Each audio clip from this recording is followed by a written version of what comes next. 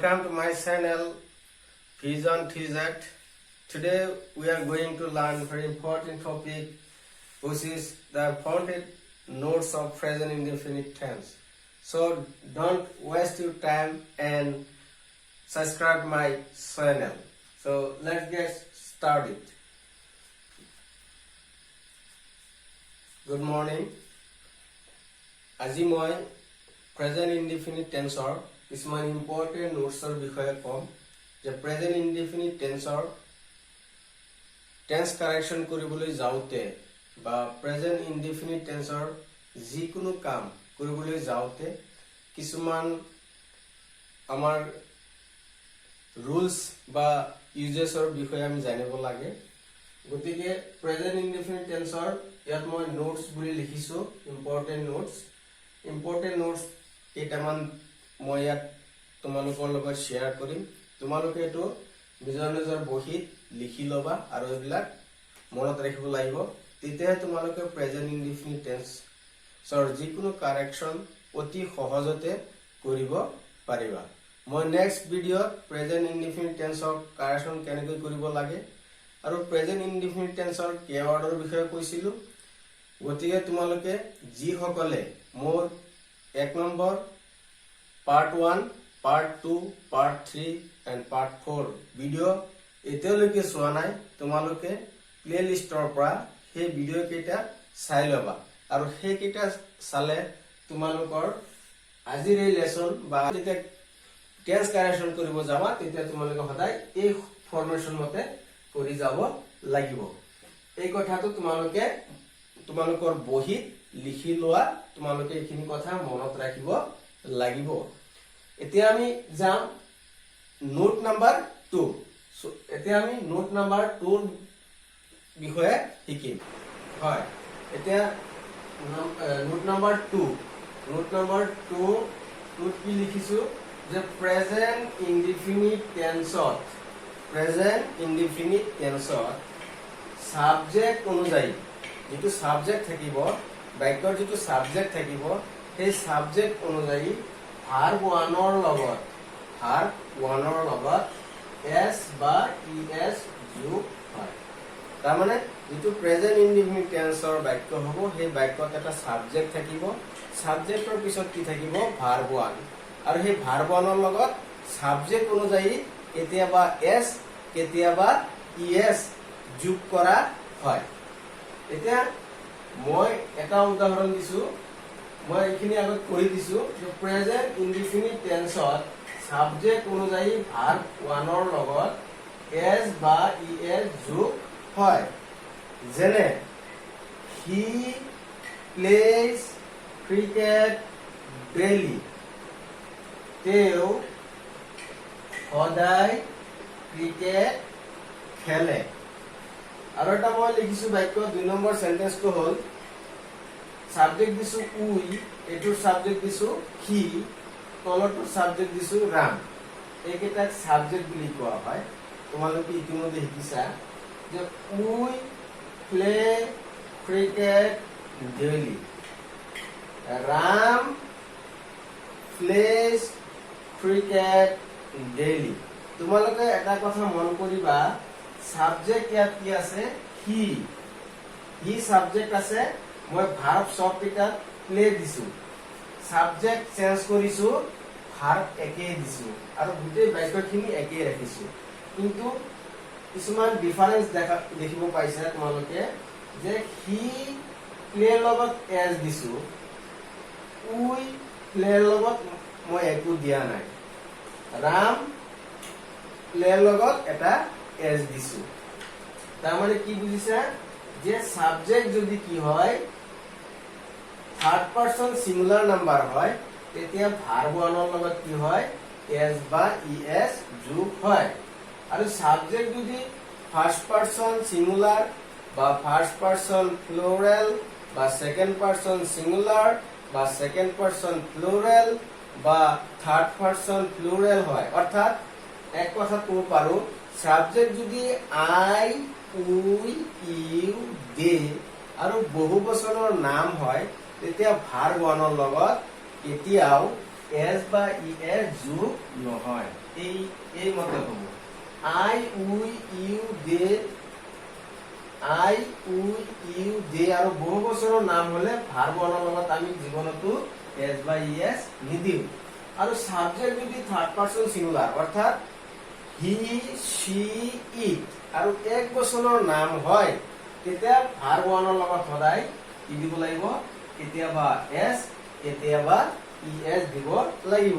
এতিয়া ইয়াত third person singular আছে সাবজেক্ট ইয়াৰ কাৰণে প্লেৰ লগত এছ দিছো ইয়াত ৰাম এটা এক বছৰ বা এজন মানুহৰ নাম এজন ৰামৰ কথা কৈছে গতিকে ই থাৰ্ড পাৰসন গতিকে ইয়াৰ যেটো ভাৰ্ব হ'ব ভাৰ্ব ওৱান ইয়াৰ লগত আমি এছ দিছো এতিয়া মই থাৰ্ড পাৰসন সিঙ্গুলাৰ আৰু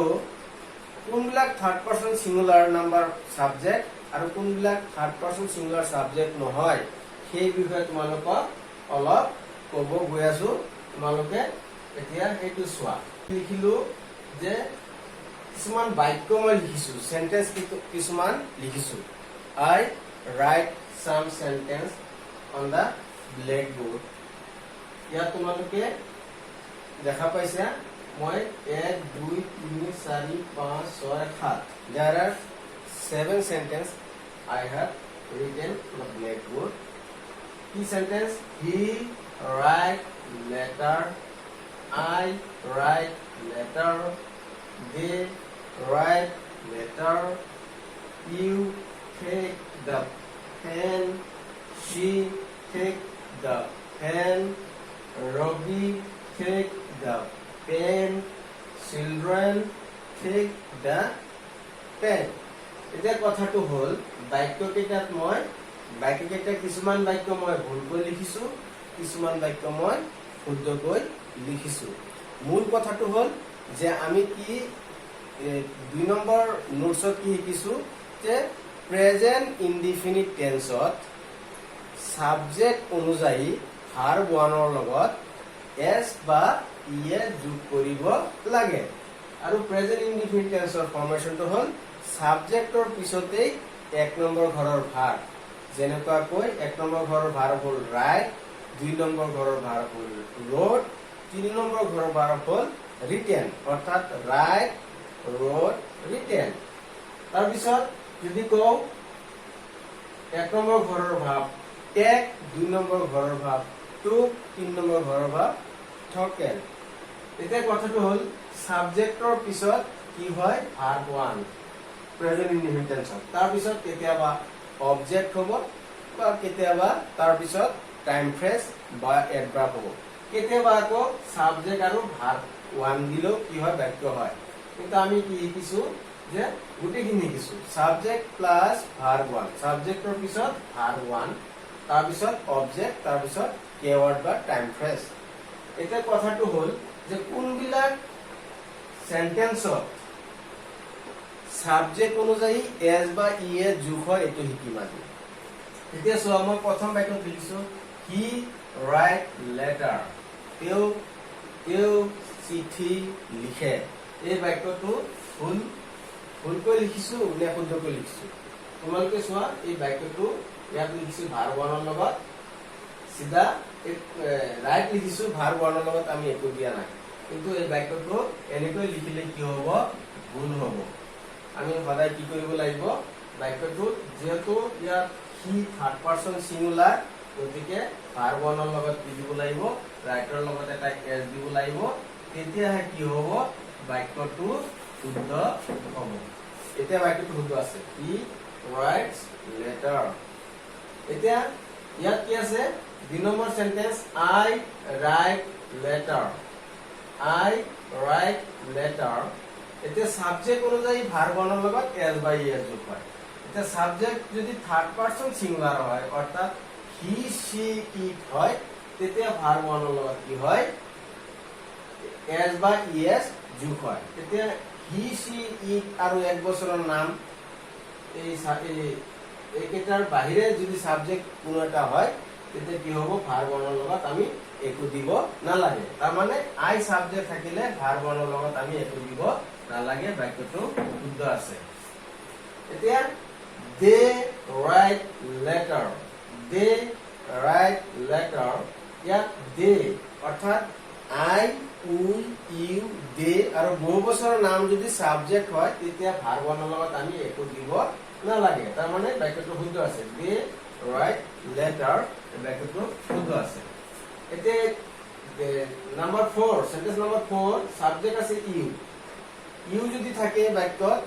তাৰ মানে আই উই ইউ দে আৰু বহু বছৰৰ নাম যদি হয় তেতিয়া ভাৰ্ব ৰ লগত আমি একো দিব নালাগে তাৰ মানে ইউ টেক দা পেন বাক্যটো কি আছে শুদ্ধ আছে ভাৰ্ব ৰ লগত একো দিব নালাগে নাম্বাৰ 5 সেন্টেন্স নাম্বাৰ 5 তোমালোকে চোৱা she take the pen এই বাক্যটো she আছে third person singular he she it আৰু এক বছৰৰ নাম এইটা কয় থাৰ্ড পাৰসন সিঙ্গুলাৰ গতিকে she আছে বাক্যটো কি দিছো ভাৰ্ব ৰ লগত একো দিয়া নাই গতিকে এই বাক্যটো ভুল হৈ আছে আমি ইয়াক শুদ্ধ কৰিলে কি কৰিব লাগিব ভাৰ্ব ৰ লগত এটা এল দিব লাগিব তেতিয়াহে বাক্যটো কি হ'ব শুদ্ধ হ'ব number 6 Rabi take the pen ইয়াত ৰবি এজন ৰবি পৃথিৱীত বহুত ৰবি আছে তাৰে ভিতৰত এজন ৰবিৰ কথা কোৱা হৈছে এজন ৰবি থাৰ্ড পাৰসন সিঙ্গুলাৰ তাৰ মানে কি হি she it আৰু এক বছৰৰ নাম পৃথিৱীত যিমান নাম আছে এক বছৰৰ মোবাইল ফেন খাও খাউস হলে নহয় কাউস হলে নহয় ডগস প্লুরাল হলে নহয় তাৰমানে এক বছৰৰ নাম ৰবি সীমা গীতা ৰহমান এনেকৈ এক বছৰৰ নাম হলে কি হয় থাৰ্ড পাৰসন সিঙ্গুলাৰ গতিকে থাৰ্ড পাৰসন সিঙ্গুলাৰ হলে ভাৰ্ব ৰ লগত কি দিব লাগে এস এটা দিব লাগে বা কেতিয়াবা ইএস দিব লাগে গতিকে এতিয়া বাক্যটো কি হৈছে শুদ্ধ হৈছে এটা চিলড্ৰেন টেক দা পেন এটা সাবজেক্ট চিলড্ৰেন এই চিলড্ৰেন সাবজেক্টটো হল এটা প্লুৰাল সাবজেক্ট এটো বহু বছৰ চিলড্ৰেনটো হলে বহু বছৰ হয় চিলড্ৰেন বুলি কোৱাৰ লগে বহু শিশু একেলগে আছে এইকাৰণে এটো প্লুৰাল সাবজেক্ট এটো বহু বছৰৰ নাম তাৰ মানে আই উই ইউ দে আৰু বহু বছৰৰ নাম এটো এটা বহু বছৰৰ নাম গতিকে এইকেইটা থাকিলে ভাৰ্ব ৰ লগত আমি একো দিব নালাগে এখানে টেকৰ লগত একো দিয়া নাই চিলড্ৰেন টেক দা পেন বাক্যটো শুদ্ধ হৈ আছে এটা মূল কথাটো মই কৈ দিছো থাৰ্ড পাৰসন সিঙ্গুলাৰ যদি কোনো বাক্য যদি থাৰ্ড পাৰসন সিঙ্গুলাৰ থাকে সাবজেক্ট তেতিয়া ভাৰ্ব ৰ লগত আমি এস বা ইএস দিব লাগে অৰ্থাৎ কোনো বাক্য যদি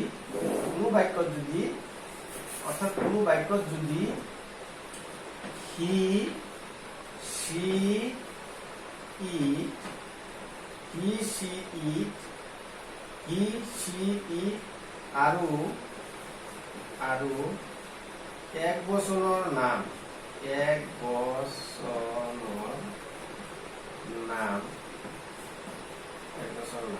কোনো বাক্যত যদি হি she it আৰু এক বছৰৰ নাম সাবজেক্ট হিচাপে থাকে তেতিয়া সেই বাক্যটোত ভাৰ্ব ৰ লগত এস বা ইএস দিব লাগে প্ৰেজেন্ট ইনডিফিনিট টেন্সত it is only for present indefinite tense বেলেগ টেন্সত আমি কেতিয়াও দিব নোৱাৰো অনলি প্ৰেজেন্ট ইনডিফিনিট টেন্সত আমি কি কৰিব লাগে সাবজেক্ট অনুযায়ী ভাৰ্ব ৰ লগত এস বা ইএস দিব লাগে কেতিয়া ভাৰ্ব ৰ লগত এস দিম যেতিয়া সাবজেক্ট হি she it আৰু এক বছৰৰ নাম হ'ব তেতিয়া ভাৰ্ব ৰ লগত কি দিম এস বা ইএস আমি যোগ কৰি দিম ভাৰ্ব ৰ লগত এস বা ইএস যোগ কৰিম এতিয়া হি আছে সাবজেক্ট সেইকাৰণে ভাৰ্ব ৰ লগত এস দিছো এই she আছে থাৰ্ড পাৰসন সিঙ্গুলাৰ সেইকাৰণে ভাৰ্ব ৰ লগত এস বা ইএস দিছো ৰবি এক বছৰৰ নাম আছে সেইকাৰণে ভাৰ্ব ৰ লগত এস বা ইএস দিছো এতিয়া কথাটো হল কোনবিলাকত আমি এস বা ইএস দিব নালাগে তোমালোকে পাৰিলে স্ক্ৰিনশ্বট মাৰি লোৱা ওকে এতিয়া আমি যাম কোনকেইটা সাবজেক্ট বা কোনবিলাক প্ৰনাউন সাবজেক্ট হিচাপে থাকিলে আমি ভাৰ্ব ৰ লগত এস বা ইএস দিব নালাগে প্ৰেজেন্ট ইনডিফিনিট টেন্সত এতিয়া আই উই ইউ দে আই উই ইউ দে আৰু বহু বচনৰ নাম বহু বচনৰ নাম। বহু বচনৰ নাম যদি সাবজেক্ট হিচাপে থাকে এইকেইটা অৰ্থাৎ আই, উ, ইউ, দে আৰু বহু বচনৰ নাম যদি সাবজেক্ট হিচাপে থাকে তেতিয়া ভাৰ্বনৰ লগত আমি কেতিয়াও এছ বা ইএছ দিব নালাগে, আৰু যদি দিওঁ তেতিয়াহ'লে বাক্য ভুল হ'ব। মূল কথাটো কি যে যদি কোনো বাক্যৰ সাবজেক্ট হি, সি, ইট আৰু এক বচনৰ নাম হয় তেতিয়া ভাৰ্বনৰ লগত এছ বা ইএছ দিব লাগিব প্ৰেজেন্ট ইনডিফিনিট টেন্সত। আৰু যদি সাবজেক্ট যদি আই, উ, ইউ, দে আৰু বহু বচনৰ নাম হয় তেতিয়া আমি ভাৰ্বনৰ লগত এছ বা ইএছ যোগ নকৰো প্ৰেজেন্ট ইনডিফিনিট টেন্সত। আৰু এই ফৰ্মুলাটো, এই ৰুলছটো মাত্ৰ প্ৰেজেন্ট ইনডিফিনিট টেন্সৰ ক্ষেত্ৰতেই থাকিব। এতিয়া আই ক'ত আছে? আই আছে ইয়াত সাবজেক্ট হিচাপে, সেইকাৰণে আমি কি দিয়া নাই, ভাৰ্বনৰ লগত আমি ইয়াত একো দিয়া নাই। ইউ, ইউ সাবজেক্ট আছে সেইকাৰণে ভাৰ্বনৰ লগত আমি একো দিয়া নাই। তাৰপিছত দে, দে সাবজেক্ট আছে সেইকাৰণে ভাৰ্বনৰ লগত আমি একো দিয়া নাই। বহু বচনৰ নাম, এই চিলড্ৰেন বহু বচনৰ নাম সেইকাৰণে ভাৰ্বনৰ লগত আমি একো দিয়া এছ বা ইএছ দিয়া নাই। এতিয়া মূল কথাটো হ'ল সাবজেক্ট যদি হি, সি, ইট আৰু এক বচনৰ নাম হয় তেতিয়া ভাৰ্বনৰ লগত আমি কি দিম, এছ বা ইএছ দিম যদি বাক্য প্ৰেজেন্ট ইনডিফিনিট টেন্সৰ হয়। আৰু যদি প্ৰেজেন্ট ইনডিফিনিট টেন্সত সাবজেক্ট যদি আই, উ, ইউ, দে আৰু বহু বচনৰ নাম হয় তেতিয়া ভাৰ্বনৰ লগত আমি এছ বা ইএছ কেতিয়াও দিব নোৱাৰো, আৰু যদি দিওঁ কি হ'ব, ভুল হ'ব। গতিকে মই ভাবো এইখিনি নোটছ তোমালোকে বহীত ভালকৈ লিখি লোৱা আৰু মনত ৰাখিবা, আৰু যেতিয়া প্ৰেজেন্ট ইনডিফিনিট টেন্সৰ কাৰেকশ্যন কৰিব যাবা, পৰীক্ষাত কুৱেশ্যন আহিব, তেতিয়া মই ভাবো তোমালোকৰ এটা কুৱেশ্যনো ভুল নহ'ব, এইটো মই 100% গ্যাৰান্টি দি ক'ব পাৰো। এতিয়া আমি নোট নাম্বাৰ 4 4 নম্বৰ নোটত যাম। 4 নম্বৰ নোটটো কি আছে? হয়, এতিয়া 4 নম্বৰ নোটটো কি আছে? 4 নম্বৰ নোটটো আছে যদি কোনো বাক্যত অৰ্থাৎ যদি কোনো সেন্টেন্সত কেৱৰ্ড নাথাকে, কেৱৰ্ড মানে এডভাৰ্ব বুলি ক'ব পাৰো, টাইম ফ্ৰেজ বুলি ক'ব পাৰো, এক্সটেনশন ক'ব পাৰো, এইবিলাক কেৱৰ্ড। তাৰমানে usually, generally, daily, regularly, often এইবিলাকক কেৱৰ্ড বুলি কোৱা হয়। কৈছে যদি কোনো বাক্যত কেৱৰ্ড নাথাকে অৰ্থাৎ কোনো বাক্যত কোনো ধৰণৰ কেৱৰ্ড নাই, জেনেৰেলি নাই, নৰ্মেলি নাই, অফেন নাই, অকেশনেলি নাই, ফ্ৰিকুৱেণ্টলি নাই, এভৰিডে নাই, এভৰি মান্থ নাই, ডেইলি নাই, অলৱেজ নাই, যদি কোনো বাক্যত কেৱৰ্ড নাথাকে অৰ্থাৎ এইবিলাক নাই, কেৱৰ্ড নাই, কিন্তু বাক্যটো যদি ইউনিভাৰ্চেল ট্ৰুথ অৰ্থাৎ বাক্যটো চিৰ সত্য হয়, বাক্যটো যদি চিৰ সত্য হয় বা হেবিচুৱেল একচন অৰ্থাৎ অভ্যাগত কাৰ্য বা অভ্যাগত কাম অৰ্থাৎ দৈনন্দিন জীৱনত যিবিলাক সদায় যিবিলাক কাম কৰো আমি অভ্যাগতভাৱে, যদি সেইবিলাক ধৰণৰ কাম কাজৰ বাক্য হয় তেতিয়া সেই বাক্যটো কি হয়, প্ৰেজেন্ট ইনডিফিনিট টেন্সত ব্যৱহাৰ কৰা হয়। মূল কথাটো হ'ল যদি কোনো বাক্যত কোনো ধৰণৰ কেৱৰ্ড নাথাকে কিন্তু বাক্যটো যদি ইউনিভাৰ্চেল ট্ৰুথ অৰ্থাৎ চিৰ সত্য বা দৈনন্দিন জীৱনৰ লগত জড়িত বাক্য হয় তেতিয়া সেই বাক্যটো প্ৰেজেন্ট ইনডিফিনিট টেন্সৰ হয়। আৰু এনেকুৱা বাক্যত কোনো কেৱৰ্ড নাথাকে আমি বাক্যটো চাই আমি কি কৰিব লাগে,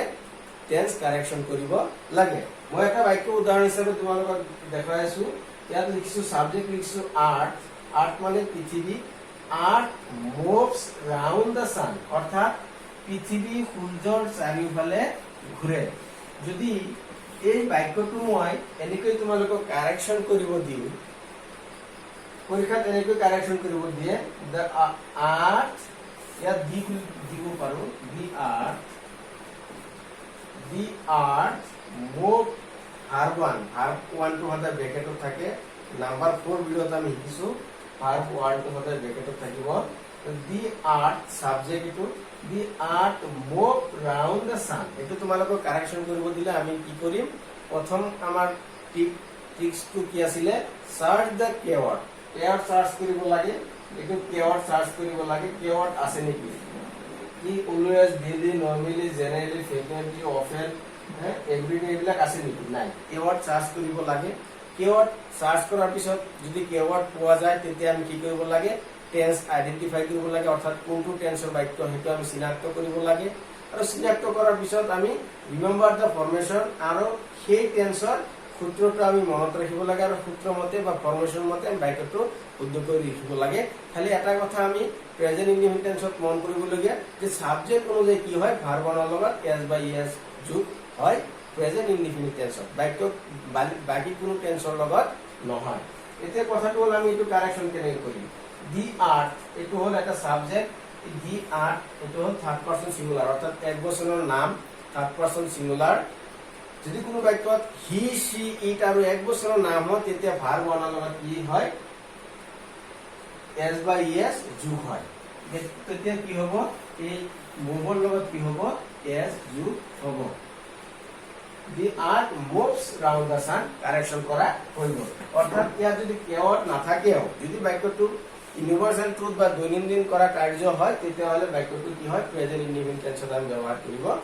পাৰোঁ। গতিকে তোমালোকে এই ভিডিঅ'টো অৰ্থাৎ ইম্পৰ্টেণ্ট নোটছখিনি বহীত লিখি লোৱা, মনত ৰাখিবা আৰু এইবিলাক নোটছ যদি মনত ৰাখিব পাৰা আৰু আগৰ ভিডিঅ'কেইটা চাব পাৰা তেতিয়া মই ভাবোঁ তোমালোকে লাহে লাহে বহুত আগুৱাই গৈ আছা আৰু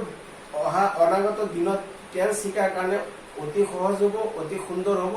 পাৰ্মানেণ্ট হ'ব আৰু মই ভাবোঁ গ্ৰামাৰ তোমালোকৰ কাৰণে কোনো কেতিয়াও বাৰ্ডেন হ'ব নোৱাৰে, তোমালোকৰ কাৰণে কোনো ধৰণৰ পাজল হ'ব নোৱাৰে, একদম ইজি হ'ব। তোমালোকে